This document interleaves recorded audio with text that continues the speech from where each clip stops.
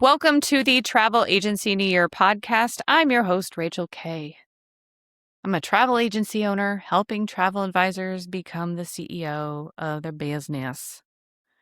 Today is day 238. Is that ASMR enough for you? I feel like I have the world's worst voice. The 4 golden rules of personal outreach. This is actually a whole lesson inside of the Success Circle program.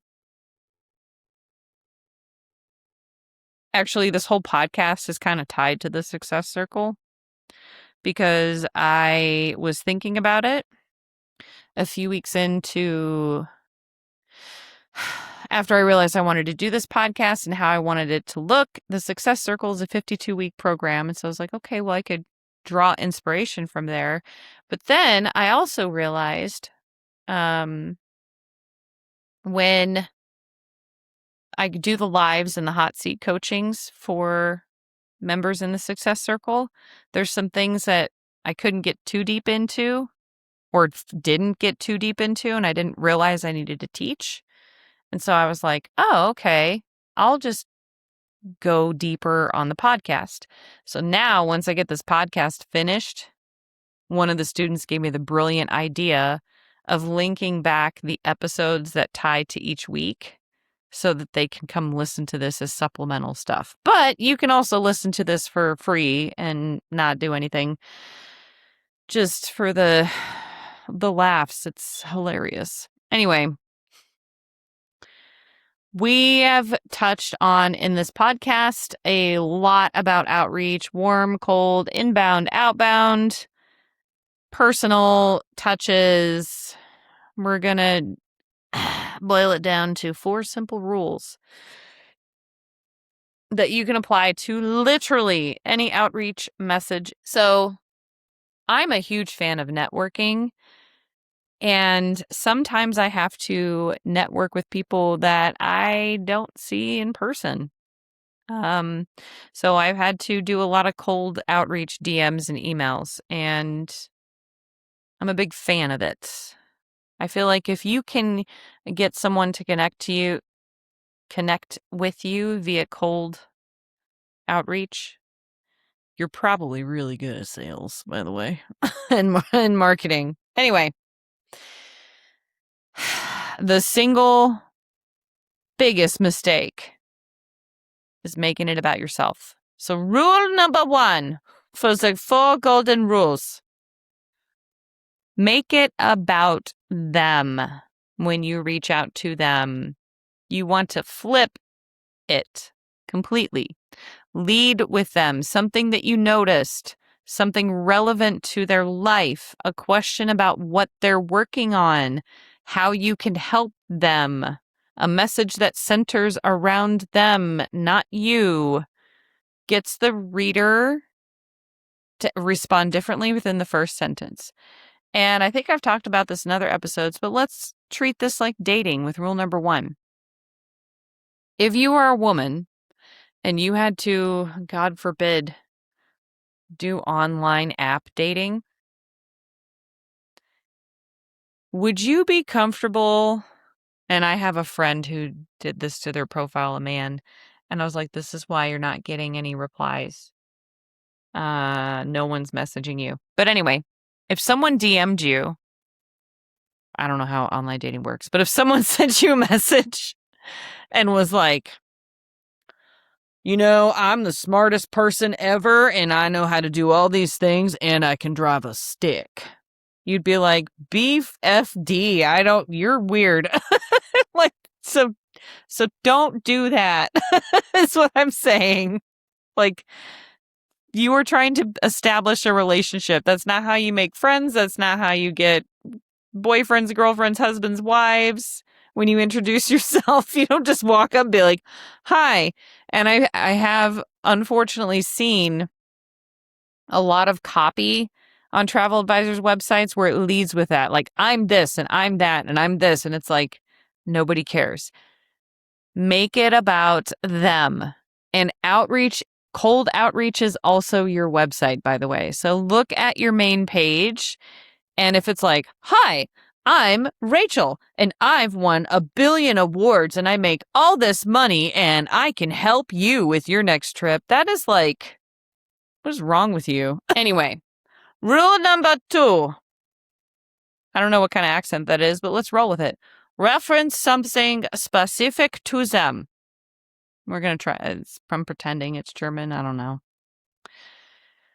Generic outreach is instantly recognizable. So you need to be specific to them and instantly ignorable. Hope you're doing well. Could be sent to anyone. How was the anniversary trip you were telling me about? Could only be sent to them. Specificity is what separates outreach that gets a real response from outreach that gets left unread. If you are doing multiple cold emails, I do recommend having a general script to test, okay? And you want to add a personal touch that shows that you know something about them and you've done your research. So let's say you are trying to network and you want to partner with a photographer, because I'm all about partnering with photographers.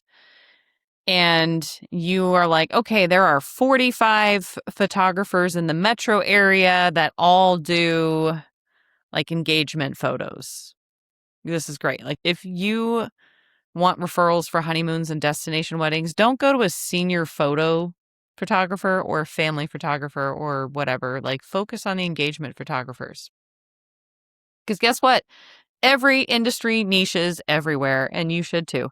Anyway, and you can have a general like template like, hi there, my name is Rachel and I own this travel agency and I'm looking to partner with photographies in the area for referral system, whatever. And then you can say, I really enjoyed your portfolio. Go to their portfolio, look through their gallery. They almost always name the couples and be like, I really liked Sasha and Tim's shoot. I really like the lighting. Do you edit your own photos or do you work with an editor to do all this? This is amazing. I love this style. It's different from everyone else in the area. Like, reference it specifically back to them.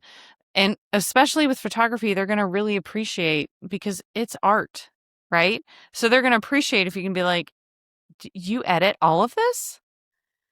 And I'm not saying be fake AF, like be sincere about it. Rule number 3, don't be afraid of silence. Why? Because people have lives. But this is what advisors struggle with the most emotionally. After you send that message, the instinct is to fill the silence, to follow up too quickly, and then over-explain in the reply, to soften the ask with 3 extra sentences in a reply out of discomfort. Resist that. Give people room to respond in their own time, especially if you are trying to build networking partnerships with other small business owners. A message that lands cleanly without anxious padding actually reads as more confident and more comfortable than one crowded with nervous over-explanation. Okay? Ooh, I was just reading the cleanly part and the anxious padding notes, and I was like, oh God, I'm totally guilty of that at times. It's fine. That's why those people didn't partner with me. Rule number 4, keep it short. I like to do all of my communication. I don't buy anyone's templates. I just wrote my own workflows. I like to keep all of my stuff when I'm communicating with my travel clients or doing any kind of cold outreach. I don't do the 3 to 5 sentences per paragraph. I like to do it 1 to 2 sentences per paragraph. I bold and italicize things that I want them to be aware of, because we all get enough emails as it is. Keep it short and sweet. Break up the topics, even though it's all related to one thing. 1 to 2 sentences, space. 1 to 2 sentences, space. It used to make my first assistant so mad. The bonus rule, track it. None of these rules matter if the outreach itself gets lost. Log every one of your outreach messages into your CRM.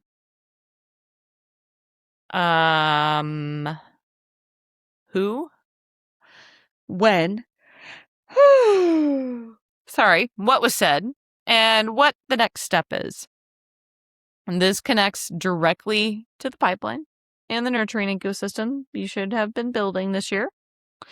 And an outreach message with no record is a relationship you're trusting entirely to memory, and memory does not scale. If you are like, I don't want to add them to my CRM because it's cold outreach, oh, I have the perfect solution for you. This is what I do for cold outreach. I have a whole separate notebook. And if anyone's listening is like, I'm sick of your notebooks. But I know some people I work with are like, I love notebooks. I have a whole separate notebook where I have the name of the company. If I can figure it out and find it, the owner of the company, the phone number for the company, the email preferably of the owner of the company. And I build this whole, this is mirrored. I build this whole list out and I just check them off as I've emailed them. But I keep the phone numbers empty and I follow up with a phone call. And then I follow up with a text and then I cross them off my list forever. And that's what I do. It doesn't have to be like, you have to follow up in exactly 2 days. No, especially if you're doing like engagement and wedding photographers. Like if you're doing this in the middle of the summer, guess what, chicken butt? They're in the middle of wedding season. They don't have time to reply to your emails. Okay. All right. 4 simple rules plus a bonus. Track it. About them that you're trying to reach out to. Specific stuff. Comfortable with silence. Short. Those are the 4 very terribly, whatever the phrase is. That's fine. I don't remember what that word is. Anyway, if you apply those 4 rules consistently, it's going to change how your outreach will land. All right, that's pretty much the end of that part of the series. This is Travel Agency in a Year, day 238. Have a wonderful day, and I will see you tomorrow.